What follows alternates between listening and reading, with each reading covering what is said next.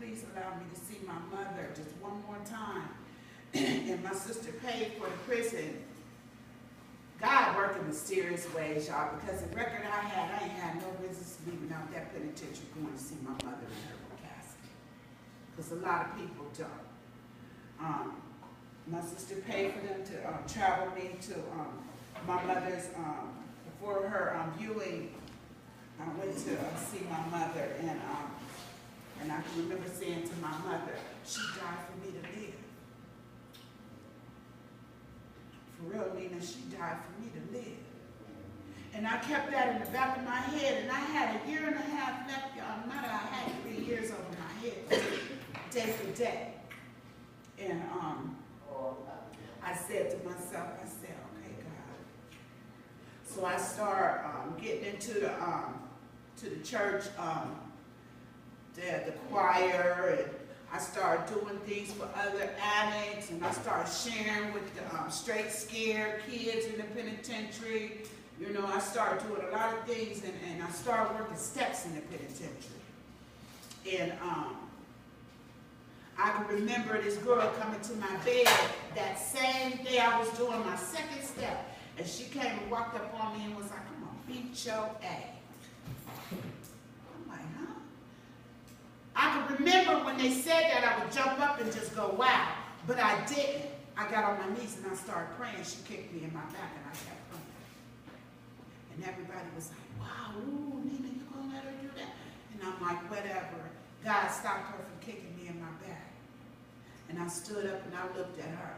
And I said, the best thing for you to do is to walk away from me, because you don't want to deal with my God. You really don't. And she thought I was crazy, y'all. She really got away from me. So I can remember it was time for me to leave the penitentiary. And all I can remember saying is, I'm stepping my feet on solid grounds, brand new grounds. And when I get out this time, I ain't turning around. See, because I had got sick and tired of being sick and tired of going in and out of jails and institutions, and I was getting older, no younger, you know. And I can remember how, you know, people treated me out there in them streets. So I didn't want to live like that no more. And I knew it was a new way of life. You know, so when I came home, I had home to go to, y'all. I had a real home to go to. People that loved me no matter what I'd done to them. They loved me. And I had a sister that gave me one more chance.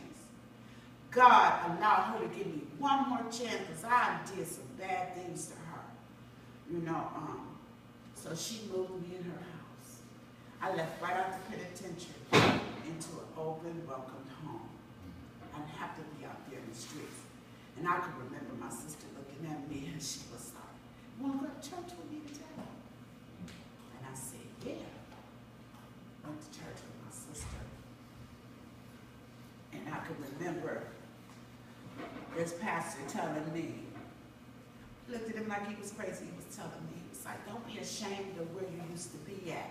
Be grateful that God is bringing you where he's bringing you today. Look at him like, who is he? What do you know about me? You know, because I'm used to building this wall where I don't want nobody to know nothing about me because I was different from y'all. Y'all was all off the hook. I was better than. Wrong answer. We all the same. You know, that's why they say get a sponsor, a support group, and a home group. And needless to say, I have a sponsor that has a sponsor, and she has a sponsor that works the 12 steps. And I can remember not liking women at all because the only thing you wanted from me is my man or to get up under somebody that I mess with, get some money. That's all I knew about women. Or they was getting in my business to talk about me.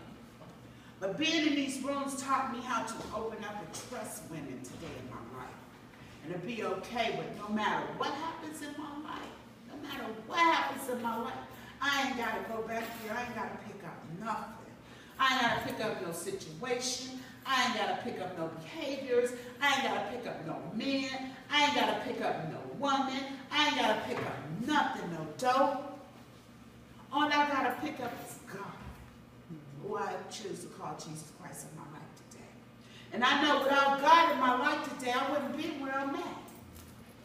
You know, I can remember when I started working the steps, I wanted to go from 1 to 12. My sponsor said, hold up, where you at? Maybe you need to get with God first before you even start your first step. And she wasn't telling me to go to church. She was telling me to get me a God of my understanding that works with me, that I could hear. You might not feel, you might not, you might not can see him, but trust me, he's real. Because an addict like me, where the life I used to live, he brought me a long ways. And see, I learned that it wasn't always my sponsor. It wasn't always these meetings. It wasn't always watching who and he and she. It was always believing and trusting in God. Because as long as I believe and trust in God, he's going to keep me in these rooms, because he knows that people like me are in these rooms that know something that I need to know to make it another day. A lot of people have situations of going through, I can't do this. I got to go. All I can remember is I'm familiar with doing drugs. But let me tell you, it is so hard to get high.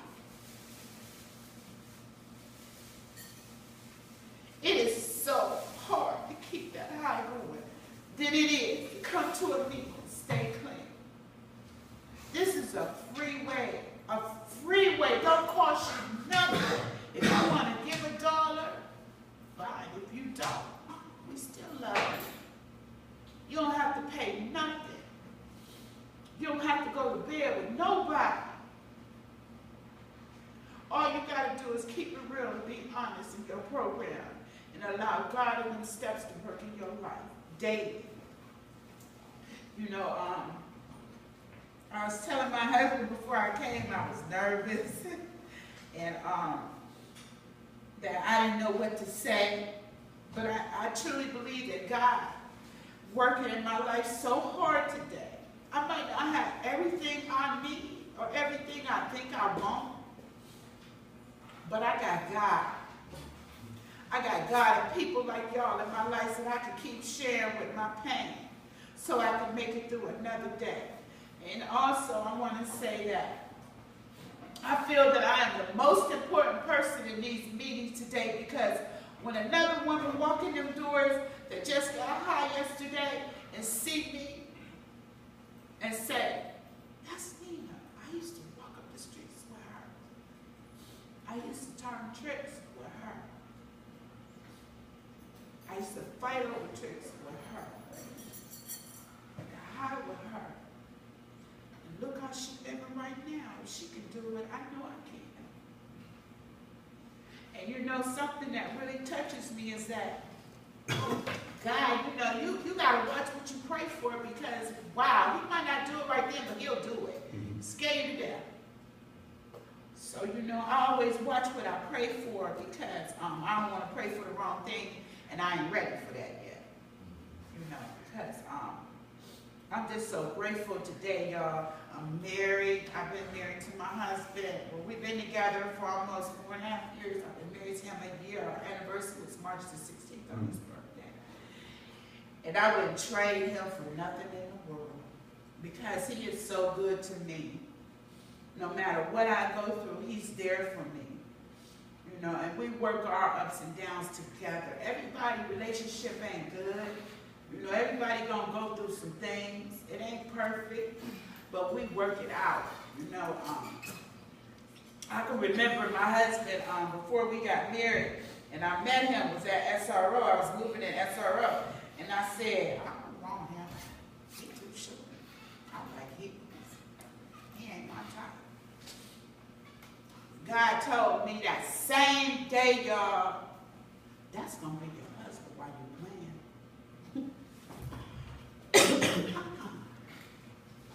See, I'm thinking this tall, light-skinned, fine, my husband is sexy, don't get me wrong. He all that. It took me a minute to see all of that in him, because I remember his past, which was ugly. And I look at him today, y'all, and I walk with my husband with pride. I hold my head up. Needless to say that I can only wear heels on certain days because he ain't having it every day. He ain't having it every day. You could be tall today, baby. Go ahead, you could be tall today. You know, I'm just so grateful that God has brought me to this process, of this program, because it helps me. You know, I say, I did the churches, I did the baptizing, you know, it wasn't for me. You know, I don't discriminate. I do NACA, love A, whatever. Long as it helps me another day to stay clean and to free somebody else from that disease of addiction, because it's crazy out there. You know, I would always say, people say don't never say never. I'm here to tell you, I love me today, and I'm crazy about my little apartment, my life, my husband's little raggedy car. I'm crazy about everything we have in our lives today, because I can remember I didn't have nothing. Nothing. I had nowhere to go. If I did, I had to lay down and lay down. You know, I'm just so grateful I can open my refrigerator and cook whatever I want to cook today, y'all. Because I keep coming back to these rooms. Because God got me right where I need to be. Free, willing, and honest. As long as I keep my program honest and work my step work and do what I need to do each and every day of my life, I know I'm going to make it another day clear.